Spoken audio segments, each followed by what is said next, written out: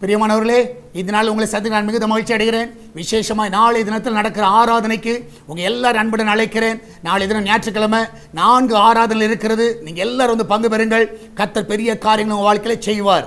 அதனால் காலையில் 6 மணி, 8 மணி, 10 மணிக்கும் ஈவினிங் 6 o'clock 4 ஆராதனை இருக்குது. உங்கள் எல்லாரும் அன்புடன் அழைக்கிறேன். இந்த நாளில் கர்த்தர் நம்ம கொடுக்குற வாக்குத்தத்தம் சங்கீதம் 102 சங்கீதம் 13 வசனம், Psalms 102 verse 13.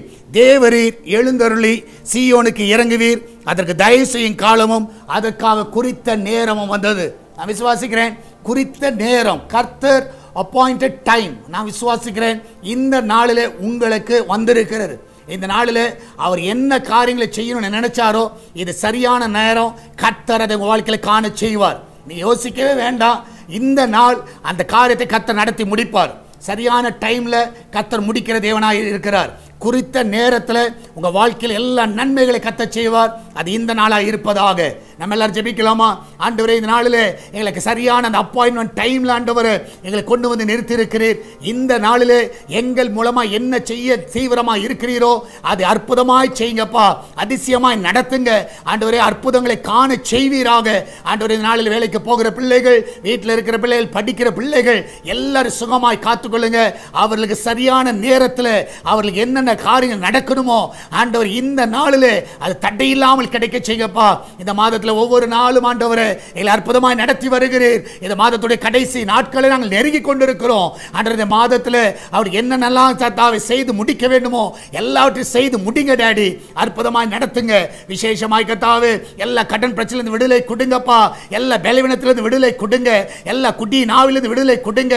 எல்லா குடும்ப சமாதான கேட்டிலிருந்து விடுதலை கொடுங்க. எல்லா நஷ்டங்களிலிருந்து விடுதலை கொடுங்கப்பா ஆண்டவரே. நல்ல வேலையை கொடுத்து ஆசீர்வதிங்க. அந்த பிள்ளைகளை உயர்த்துங்க டாடி. சுக பிரசவத்தை காண செய்வீராக. வெளிநாடு செல்ல இருக்கிற தடைகள் முற்றிலுமாய் விலகி போகட்டும். அந்த நாளிலே அவர்களை சுகமாய் தங்க பண்ணுங்கப்பா. சமாதானமாய் இருக்க உதவி செய்யுங்கப்பா. நீரே அந்த பிள்ளைகளை ஆசீர்வதிங்க. அந்த கிச்சன்ல எல்லா ஆபத்துக்கு விலக்கி பாதுகாத்துக் கொள்ளுங்க. அப்பத்துக்கும் தண்ணீருக்கும் எண்ணெய்க்கும் மாவுக்கும் ஒரு குறைவு இருக்க கூடாதப்பா. நீரே காத்துக்கொள்ளுங்கப்பா. எல்லாவற்றுக்கும் மேலாக சால்வேஷன் டிவிக்காக ஜெபிக்கிறோம். அந்த தேவைகள் எல்லாம் சந்திக்கப்பா. இந்த நாளில் ஆண்டவரே இந்த ஊழியத்தை தாங்குகிற பிள்ளைகள் எல்லாரும் ஆசீர்வதிங்க. ஜெபிக்கிற பிள்ளைகளை ஆசீர்வதிங்க.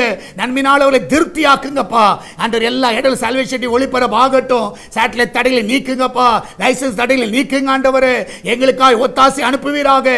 சரியான நேரத்தில் எல்லா காரியங்களையும் கைக்குடி வர பண்ணுங்கப்பா. ஆசீர்வதிங்க. இயேசுவின் நாமத்தில் ஜெபிக்கிறோம்.